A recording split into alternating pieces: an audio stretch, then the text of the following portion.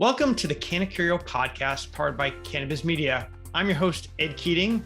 And on today's show, we're joined by my colleague, Jason Kikel, Director of Regulatory Research. Jason, welcome to the show. Hi, Ed. Thanks for having me. Absolutely. So a little bit of background, everybody. Jason and I have been working together for over 5 years. He was actually the first researcher that we ever brought on. And over these last 5+ years, his knowledge is incredibly deep. And that's why we have him as our Director of Regulatory Research. He's my go-to guy when I have questions about why is this state doing this, or are they contemplating this? So since we meet all the time and we get into these deep discussions, we thought, well, why not record it and turn it into one of our podcast episodes? And we dug around for some topics. And the first one we want to explore today is the concept of micro businesses, because as more states are issuing licenses, we're seeing a lot more of this activity coming from the regulators. So Jason, let's start at the beginning. From what you see, what are micro business licenses? Help everybody understand that. So, as the name would suggest, they are typically smaller licenses. These are not widely available everywhere, but they're typically available to smaller operators.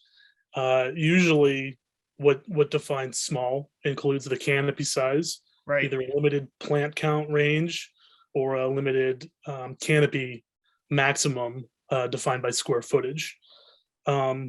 Additionally, there's an expectation of vertical integration, frequently, but not always. There may be limitations on the amount of manufactured product throughput, sometimes limits on the gross weight per year coming through the license holder.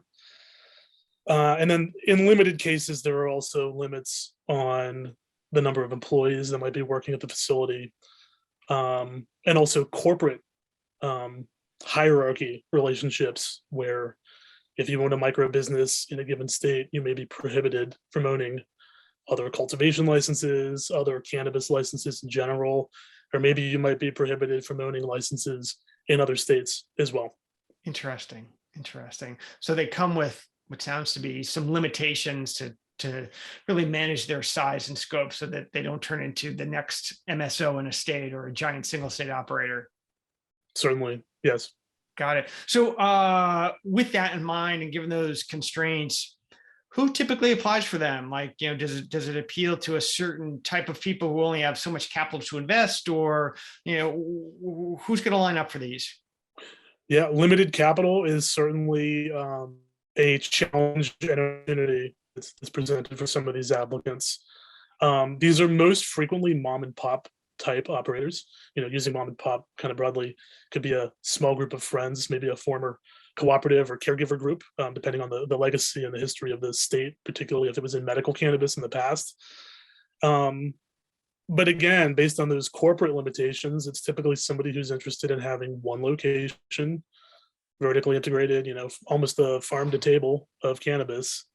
Got it. But no vans, no driving around, no bringing product from the farm to downtown, a dispensary on Main Street in a separate facility. Got it. None of that. Got it. Okay. So they're not in every state. I mean, we're tracking licenses in about 39 states now for both medical and adult use. Where are you seeing them? So far, we're still fewer than 5 states where micro business licenses are not only in the legislation, but being actively issued. The longest to date has been California. It's also the state with the most micro businesses. Those started rolling out in late 2017. It advanced to 2018, kind of combo of the med and adult use launch, but also the legitimization of a longtime gray market. Later on, Massachusetts began accepting applications for micro businesses. They've awarded some. Michigan has come on later, I think in 2021. And of course, in 2022, New Mexico became the newest state to issue adult use micro business licenses with their April 1st sales launch for their new adult use program. So do these programs ever run into the same kind of like legal challenges that other ones do? Like in Illinois, we've seen a lot of lawsuits coming out. And I know early on in Maryland, there was not really any social equity because that was an early-ish program. And a lot of people threw out lawsuits and gummed up the works. Is that happening with micro business license programs, Jason? Typically, no. Um, it could be an indicator of these programs having larger success beyond that specific activity. But for the most part, California is, of course, a complicated market. These states don't really have license caps. So Michigan, Massachusetts, more recently New Mexico, they're rolling forward issuing these licenses as these applicants are kind of clearing the hurdles and working through the application process. California is a little bit different. There haven't really been lawsuits, but the constraints that limit growth for other licenses, notably retail and to an extent delivery, have led to a huge chunk of the state, various municipalities and counties really being offline, and those opportunities not being available for operators to get into key markets to reach consumers directly. So lawsuits, not so much, but other hangups and administrative and political challenges certainly in the way. Excellent.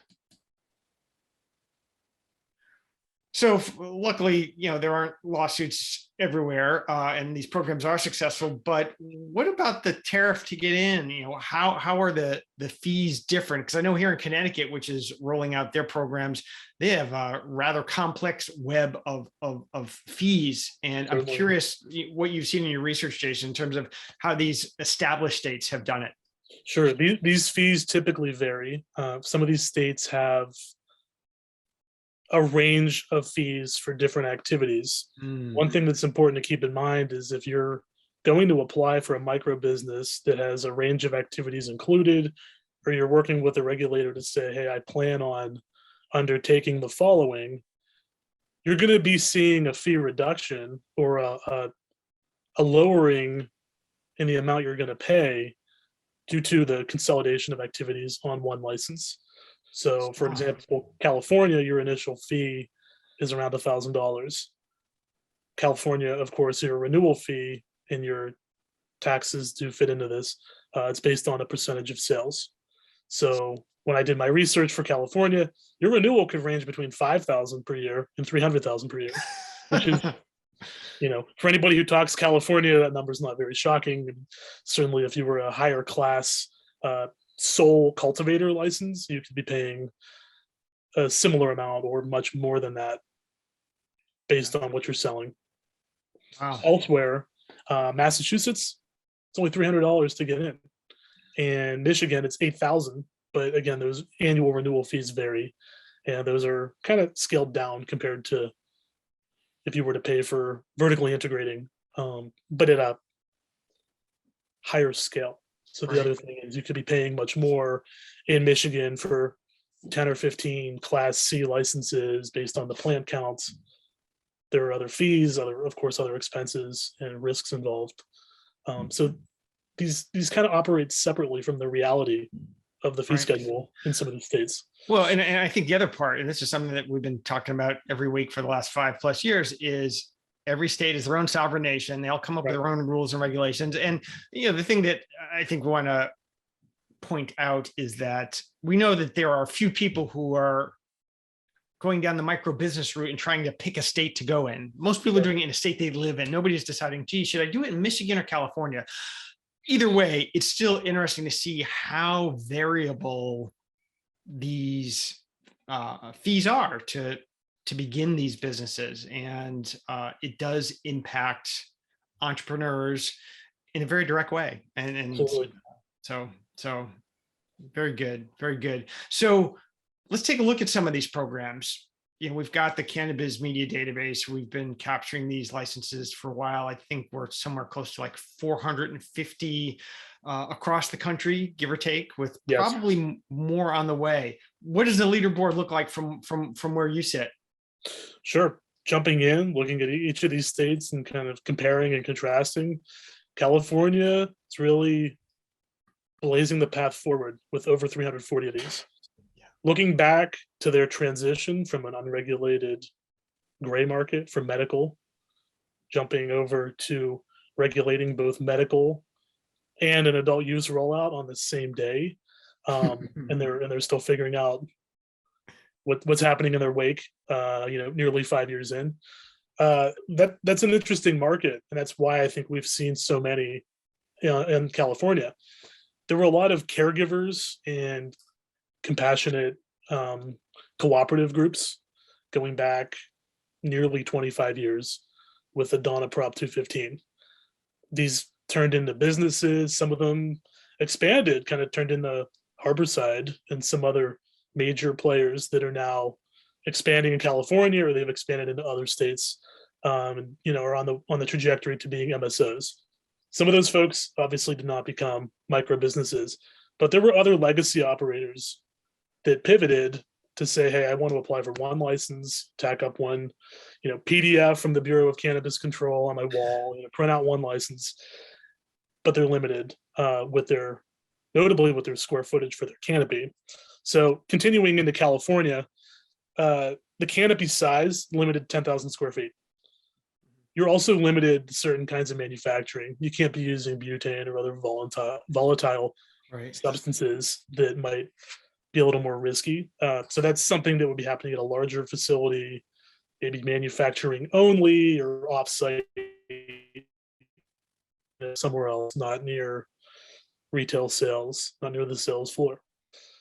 I did a quick analysis of the 340 from California, and the most popular activity, I was surprised it's not cultivation, the most popular activity that appears at these 340 is distribution. That includes D2B distribution that would be handling some of the tax and testing requirements from the Bureau or from the Department of Cannabis Control, but also just B2B transportation.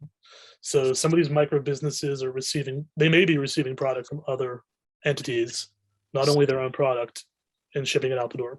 So Jason, do you think some of this, because I remember when I also analyzed the micro business licenses a couple of years ago for a blog post, I found the same thing. Distribution was number one, like 40, 60%. I can't remember.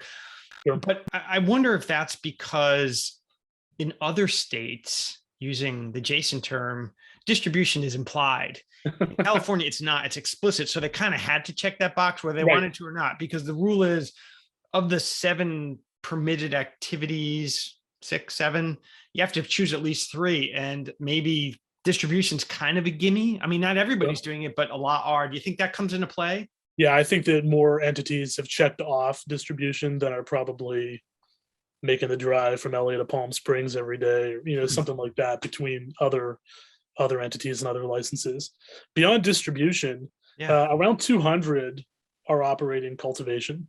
And again, that's limited to 10,000 square feet. So depending on the size you plan on growing, and the scale you plan on producing per season or throughout the year, the micro business isn't going to be the best option for you. But cultivation fits in. It's over or around 2/3 of these facilities. Another 200 operated either retail or delivery, or maybe both. So it seems like the production end is murky, but a lot of manufacturing going on. That was actually 300. A lot of manufacturing going on, and product going from an edibles or extraction facility, either directly to the other end of the building, into customers' hands, or into a car where it's being delivered around town. Yeah. The retail one is the retail one is interesting, because I know early on when they first came out and we did the analysis of what percentage were retail, partly driven by our customers who wanted every retailer, and they'd mistakenly assumed that, well, every micro business is retail. Right. It used to be a very small percentage, but now it's actually jumped up a lot more, I think, to your point. So it'll be interesting to see how that plays out. And, if more and more are going to go down that pathway, because the state is screaming for a need for more retail distribution. Absolutely. And I think, if I were one of our customers targeting those micro businesses, knowing that roughly 2/3 of micro businesses in California have retail, those are valid leads. I think those are, certainly if they're doing delivery or they're doing retail, they are worth making that contact and that connection. So there's certainly that's an activity to not overlook. When you're setting your facets and your searches in the database. Yeah, makes sense. So let's pivot over to the Midwest. Tell us about Michigan, which is by some experts' views perhaps the second largest market in the U.S., or at least the potential second largest market in the U.S. What's going on there? Sure, I think given that market potential in Michigan, but a very different legacy compared to 20 years of Prop 215 in California, Mm. there are only 11 micro businesses that have Huh. an active license. The rules and regs are a little different. The legislature certainly turned the screws on micro business applicants, and it probably made it a little less appealing than some of these other states. You're fully self-contained, you're fully integrated, but you're also really handcuffed at the same time. Hmm. You're a license holder. You can't go to an outside producer from a different business and bring product in. That includes for manufacturing. So you were limited to your own 200 plants. If you have a crop failure, you have a testing issue, you have some kind of contamination, that could set you back or put you out of business altogether.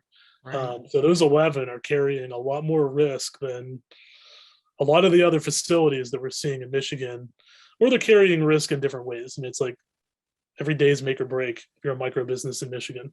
Yeah. It's, Yeah. it's very different.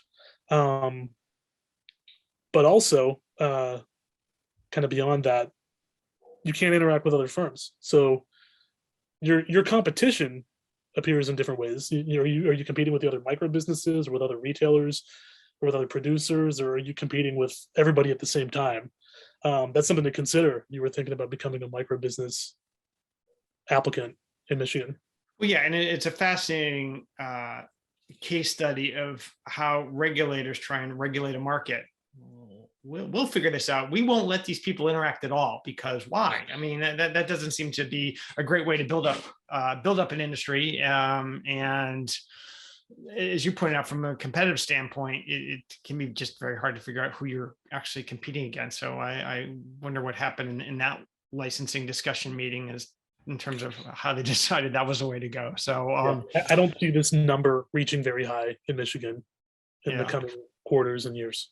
Yeah, yeah. Well, we'll see, because your point about the risk they take is quite good. And once again, as we said, looking across states, different risk profiles. Like in California, by being able to choose those activities that perhaps you're good at, may increase your chances of success, hopefully. So, we'll have to see. So let's keep heading east, getting to one of the other M states, Massachusetts, another one of the kind of volatile states that we follow, where there's a lot of activity and a lot of licenses too. So what is their take on micro businesses?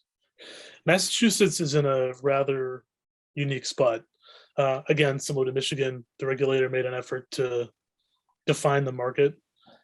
Massachusetts had many years with a medical program, and micro businesses didn't appear on day one the same way they did in California.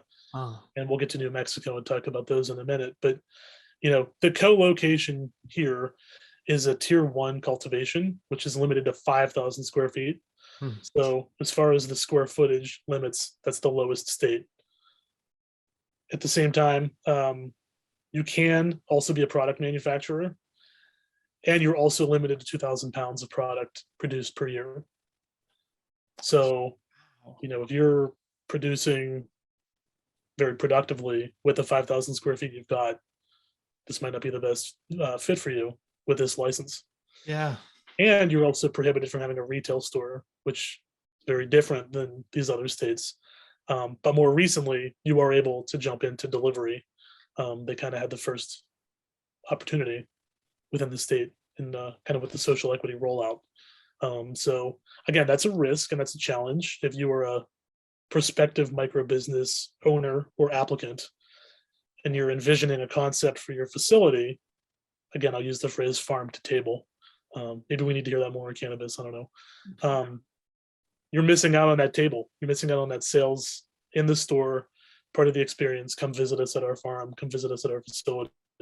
Instead, it's, well, we're here, we're doing this, and we'll meet you at your porch, which I don't know, maybe if it was rolled out sooner, it would have thrived in 2020 with some of the health orders to stay at home. Yeah. Yeah.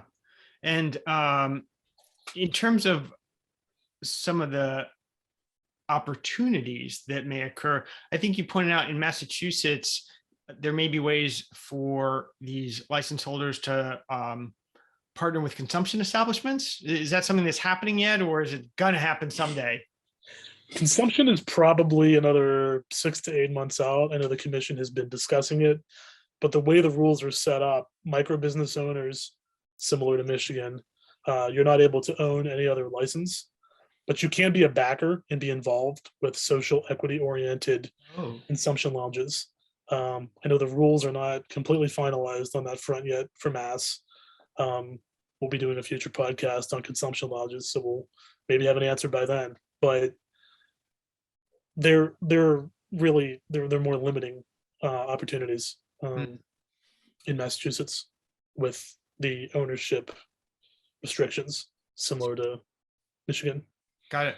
Well, let's bounce to New Mexico, which I think is the most recent program launching just earlier in the spring.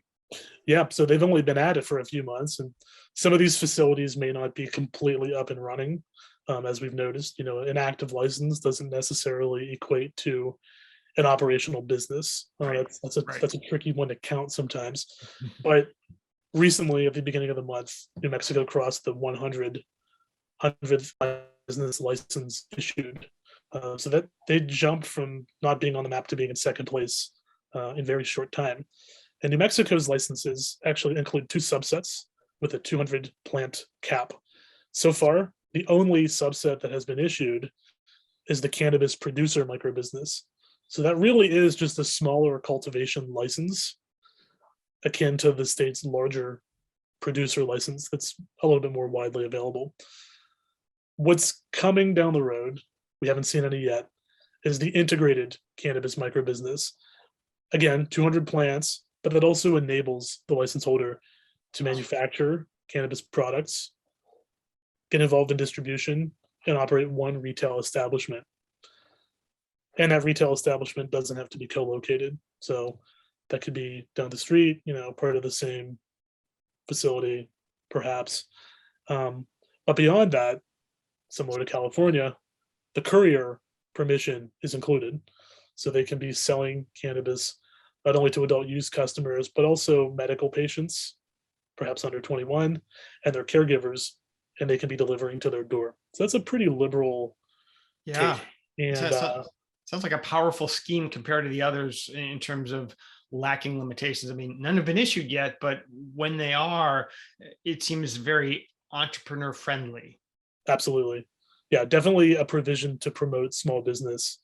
And New Mexico's legacy medical cannabis program kind of took something similar, except it's about scale and scope, where the former vertically integrated firms were able to pivot to integrated adult use licenses, which would include delivery, which they call courier, but also production and everything kind of tied back to one license.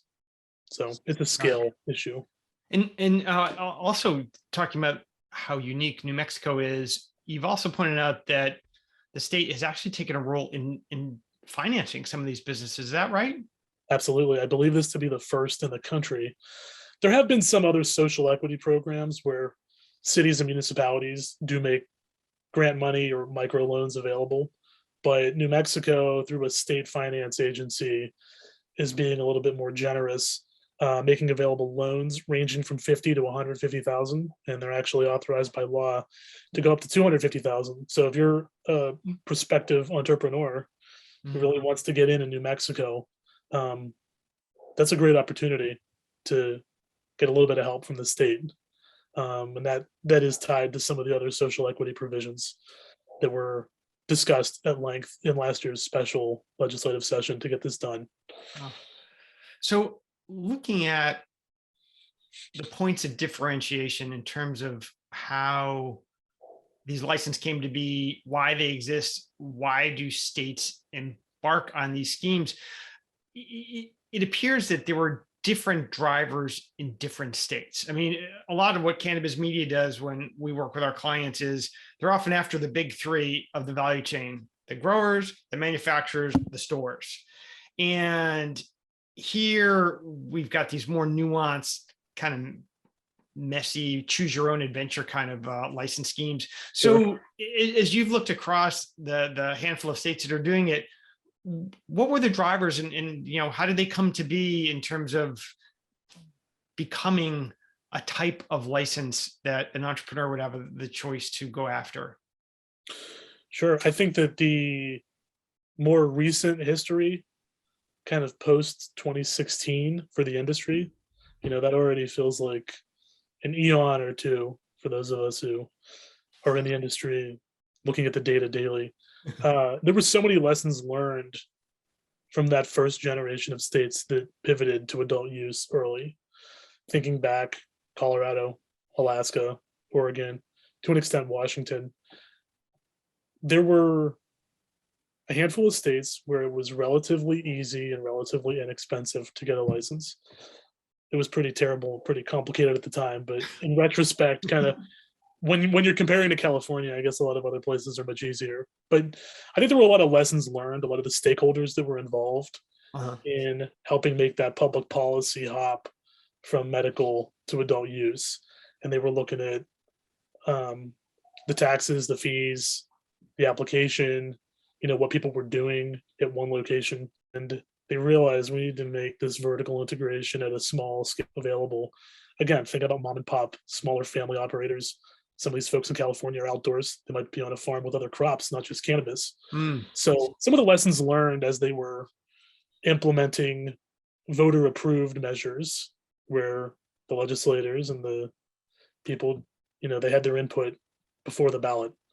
Some of these other states, either through rulemaking, additional legislation, or legalization legislation to get the job done, they had an interest in a lot of public input, demanding we want to support small businesses and leave the door open to smaller operators. Now we'll see how that plays out in coming months and years with some of these states as these counts kind of grow and even out. But it was about letting the multi-state operators and the big guys really dominate even more. So it's going to be a balancing, kind of a counterweight to big cannabis. Excellent. Oh, I think that's a good assessment, and it will be interesting to see how it plays out as new states come on board. I know, looking down south in places like Georgia and I think Alabama, Mississippi, they are opting for the tried and true oligopoly. We're going to pick 6 winners. We're going to let them run the stores, and a handful of people are going to get really rich, is I think how they're running it. So obviously every state is its own nation, and they're going to come up with the cannabis rules that they think make sense, I suppose. So so let's look forward. We've taken a look at the 450 or so licenses in the states that have them. As we always like to do in the podcast, it's always fun to look forward and prognosticate and then be proved wrong a year from now. So what do you think the future holds? Where should we be looking? Where is the next set of licenses going to emerge from? Sure. I think looking forward 6 months to a year, maybe beyond that, New York is going to be a state where the micro business license is already on the books. In the short term, their cannabis commission is working through the early start adult use cultivators, which actually, an interesting turn of events, went to hemp licenses. Over 150 got those. So, some of those hemp folks might decide we want to be a micro business. That remains to be seen. We'll hold out for those in the coming year or so. But beyond those early adult use start licenses, there is a pretty decent opportunity for a lot of smaller, again, mom and pop operators in New York. Beyond that, I think there is a decent chance for micro business licenses to act as a counterweight against some of the larger MSO dominated states. So looking at states like Florida, possibly Georgia in the future when they when they get medical done, maybe they need some time to think about moving to adult use. But, you know, through the lens of bringing smaller operators in and the national conversation and politics around social equity are really going to guide this, they might have an opportunity to allow for either a high number or an unlimited number of micro businesses to enter into markets that are already largely dominated by big players. But I think they could find a way to make that work in some of these states. They might surprise us. Hmm. So the analogy is often made with these types of licenses that they're a lot like craft breweries in the beer industry. And I know Right. here in Connecticut, there's seems to be a brewery in every couple towns, and we have 169 towns in the state. Is that an apt analogy? I know, you're a beer aficionado. Do you think that's a fair thing? Because I think some of these businesses do quite well, and it is a little bit of perhaps not farm to table, barrel to table or whatnot, but they make a business out of it. So is that a good analogy as people evaluate these micro business licenses in cannabis with something that maybe they're more familiar with, beer? Sure. I think that well, I'll step aside from the largely quantitative analysis because that's we'll leave that for some other folks in the industry. But on the qualitative side, when all these smaller breweries or even micro distilleries open up, what really helps them is human relationships. If you're able to go in and talk to the brewer on a busy Saturday night, you at some larger beer producers, most of them probably. So if you're able to go into a dispensary and interact with the grower, because mom and pop split the duties, and one of them's at the register and one of them's working in the extraction facility or something, that's going to do a lot of help for an industry that's still kind of clouded by, some maybe older folks saying, "Oh, this isn't the cannabis from the '70s." Well, you can go and get educated by the grower who's also directly selling it to you, or some of the other misconceptions around consumption methods, different products that are available. So being able to have that human relationship with the producer goes a long way. And I think that will help a parallel emerge between breweries and certain cannabis operators, definitely. Excellent. Well, Jason, thanks for joining me today. This was a great discussion. We're already looking ahead to our next one where we're going to talk about consumption lounges in the coming weeks. So we hope you'll tune back in for that. So once again, thanks, Jason. Thank you. We'll see you, Ed.